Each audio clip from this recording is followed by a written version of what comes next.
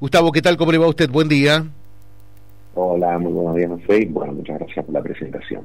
Es que es realmente lo que sentimos, ¿no? Porque cuando se da esto de la grieta, si criticás algo del gobierno, vos sos Macri.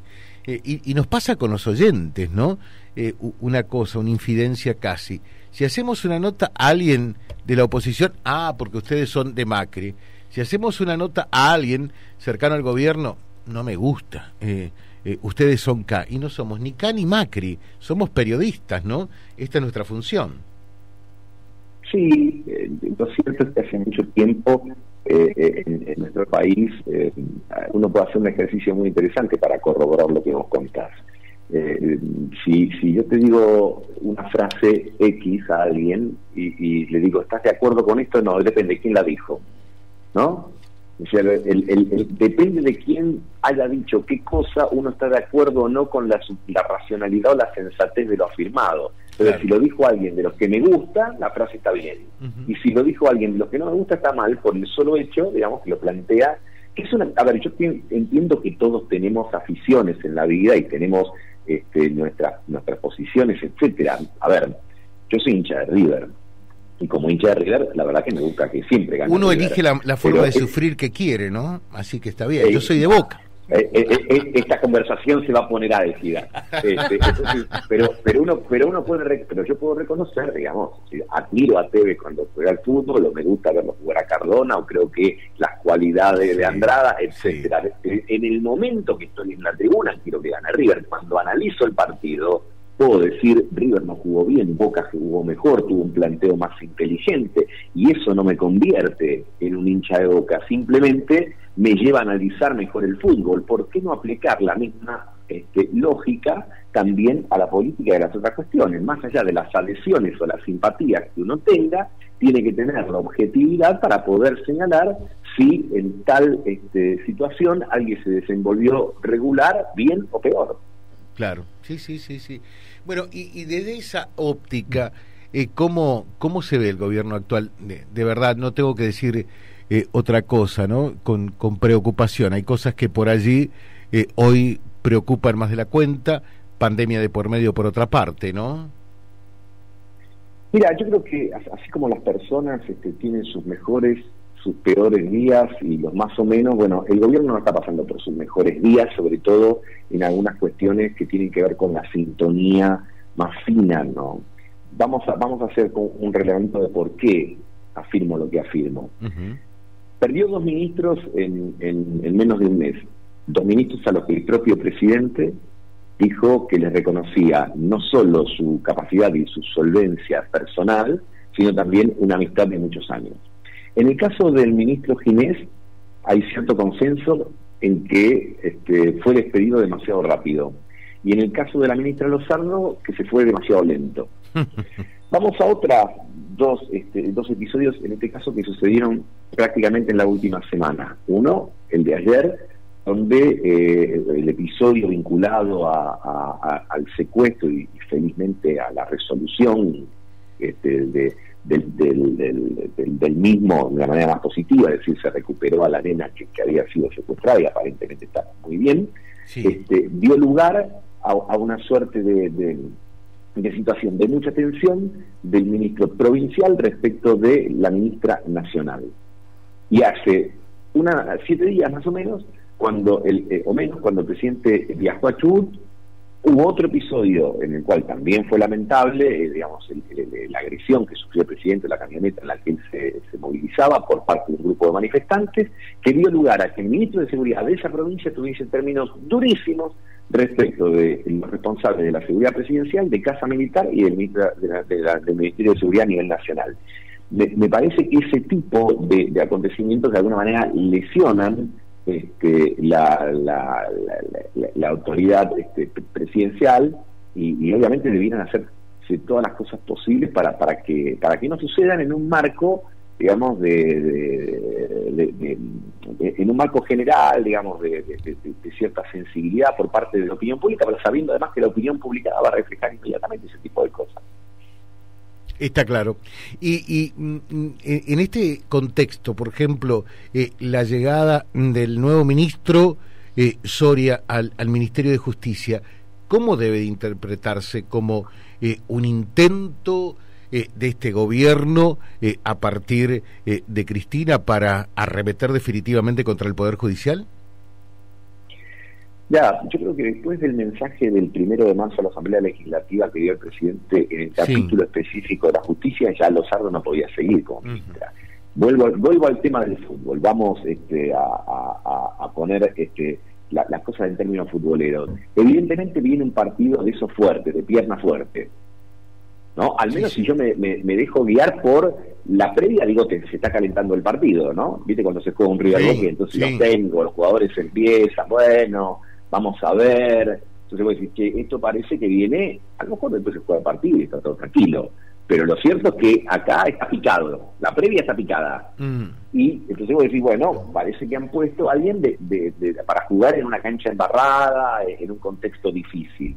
Ahora, la pregunta como observador, siempre aclarando que hay que ver en la cancha, ¿no? Donde se ven los pingos, como se dice habitualmente, hay que ver cuál sería la estrategia de enfrentar a un adversario unificándolo previamente. Esa parte sí me resulta un poco confusa. Claro. Porque si uno señala que el Poder Judicial actúa como un partido, y es la Corte, es Comodoro Pi, es las ganancias, son los que no se jubilan, etcétera, diría estoy manejándome de manera tal donde estoy cohesionando a mi adversario o aquel que yo defino como adversario, cuando la lógica de la política desde la antigua Roma hasta acá es divide et impera, ¿no? Divide y reinará, digamos. Entonces no se entendería bien por qué hay una semántica o hay una interpretación, una narrativa tan dura que aparentemente lo que tiende es a que, por ejemplo, integrantes de la Corte que hasta hace poco tiempo trascendían o dejaban trascender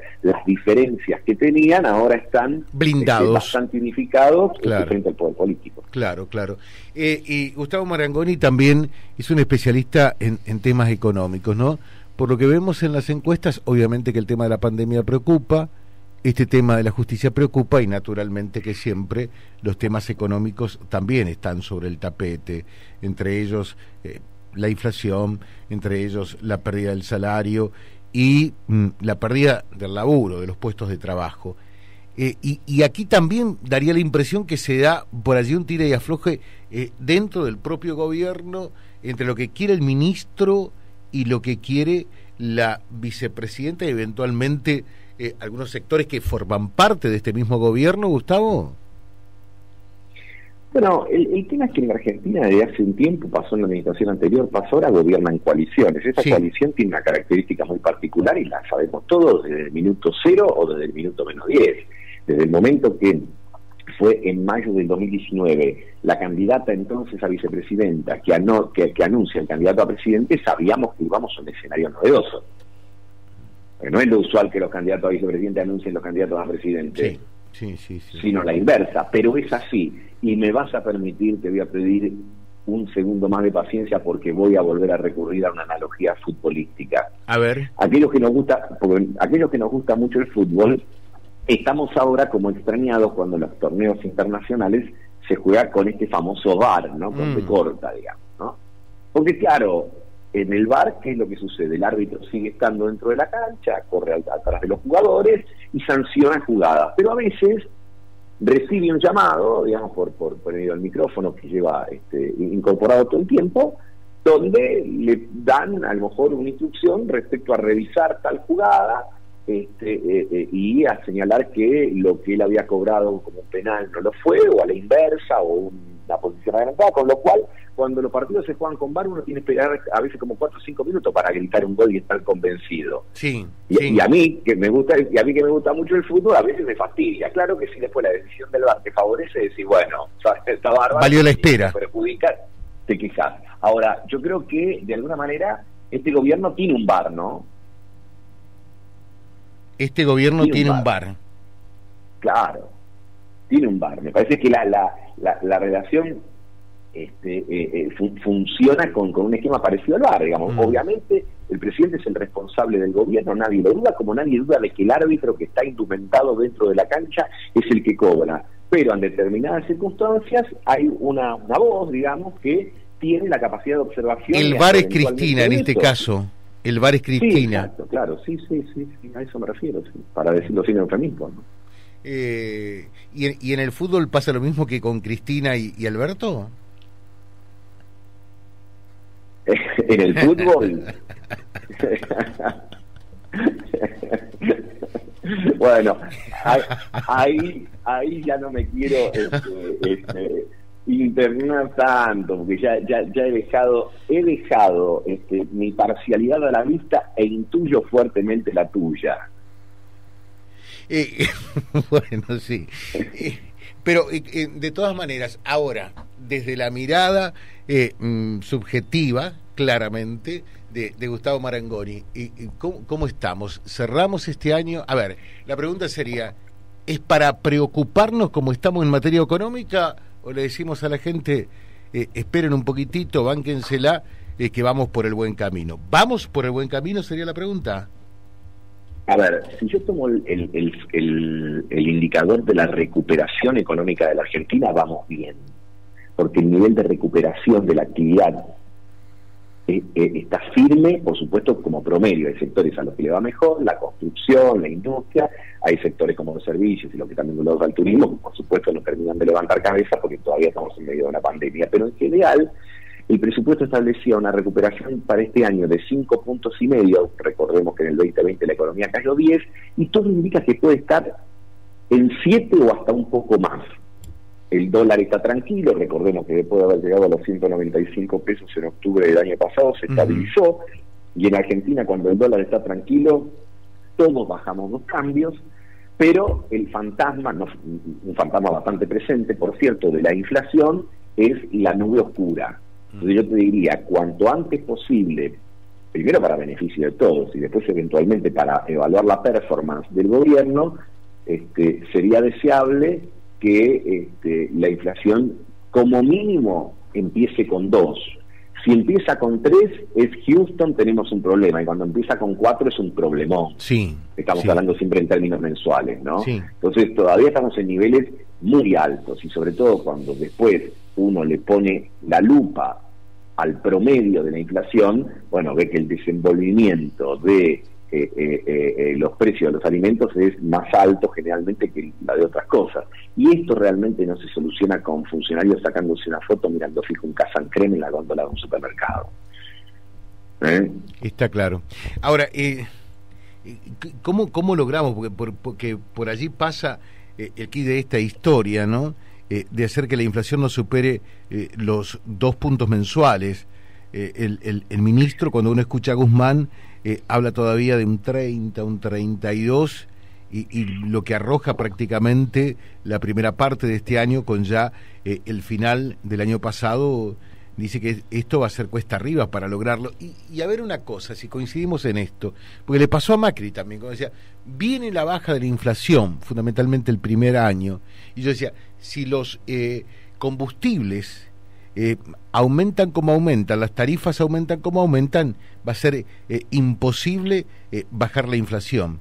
Y si seguimos también con este tema de los combustibles, que quizás sea necesario, pero se le hace mucho más comprometido y difícil poder manejar la inflación en esos términos que serían de desear, ¿no?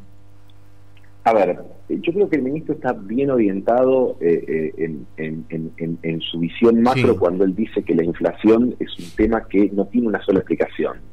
No es solamente una cuestión monetaria, hace también a la puja distributiva y tiene que ver, obviamente, con el tema del déficit fiscal. Entonces tiene una mirada completa, a mi criterio, por supuesto, del tema de inflación. Y está haciendo esfuerzos que, por supuesto, también son resistidos por algunos sectores dentro de la propia coalición electoral, porque estamos en un año precisamente de competencia y de elecciones. Ahora, ahí te encontrás con la manta corta, porque para vos tener menos déficit fiscal necesitas mejorar tus ingresos y bajar el gasto. Y parte de ese gasto es el que está vinculado con tarifas. Claro. Entonces, el ministro quiere, a lo mejor, llevar adelante un aumento promedio de tarifas del orden del 29%. Recordemos que las tarifas vienen congeladas desde abril del año 2019, y algunos dicen, no, es mucho. Y él dice, bueno, pero si no, me sube el gasto que yo tengo para subsidios. Y lo mismo pasa con los precios de los combustibles, etcétera. Es decir, es muy finito, pero yo te diría que si el dólar se mantiene controlado de acá a fin de año, para lo que parece que hay posibilidades, porque vienen liquidándose bien las exportaciones, no te va a sobrar nada, porque estás contando las moneditas, pero todo diría que tenés resto como para llegar el año más o menos bien, porque van a ingresar más dólares por la mejora de los precios de los commodities y por la emisión de la moneda del fondo, que nos va a beneficiar. Y tenés que entonces procurar que el déficit fiscal no se te vaya de las manos, y para esto tenés que tener una postura un poco más firme. Bueno, hay que ver si el ministro puede imponer su posición, porque es claro que él quiere esto frente a los sectores que están pensando más con la cabeza en las elecciones, porque yo creo que ahí el ministro lo que está diciendo, bueno, guarda que esto no sea pan para hoy, hambre para mañana. Ganar las elecciones es muy importante, por supuesto, para cualquier gobierno, para cualquier oficialismo, pero ojo, hay oficialismos que han ganado elecciones y después se eliminaron la noche. Sí. Macri. Porque si vos barres mucho debajo ganó en el 17 y alfombra, perdió en el 19, ¿no? Macri ganó en las intermedias en octubre del 2017, y en diciembre de 2017 ya tenía unos nubarrones en el horizonte, la famosa conferencia de prensa que en ese momento dio jefe de gabinete, de la estructura económica, y a partir de allí empezó como el tango cuesta abajo en la rodada. Efectivamente. Cristina ganó en el 2011 las elecciones con el 54% de los votos, y el segundo había sacado el 17%, y un año y pico después tenía el rancho cascoteado. Entonces te diría, las elecciones son muy importantes, nadie podría sugerirle a un oficialismo, nada, no te preocupes si perdés, pero ganar las elecciones no es todo. Gustavo, como siempre, un verdadero gusto. Vamos a ver qué pasa con el VAR. Sigamos hablando de fútbol, quizás. Un verdadero placer. Un muy buen día, Igualmente para ustedes, y bueno, buen fin de semana. Gracias por llamar. Gracias. Gustavo Marangoni, charlando con nosotros, politicólogo él, claramente. Es una persona ligada al justicialismo, fue presidente del Banco de la Provincia de Buenos Aires. Como ustedes se dan cuenta, una opinión más que mesurada. Pero lo bueno es que crea una nueva figura, la del VAR, ¿no? En política, no únicamente ya en el fútbol. Y él, cuando quiso hablar del VAR, hacía referencia a Cristina, ¿no? Vía Libre. Somos el gran foro de resonancia de toda la realidad, que reúne la máxima audiencia comprobada.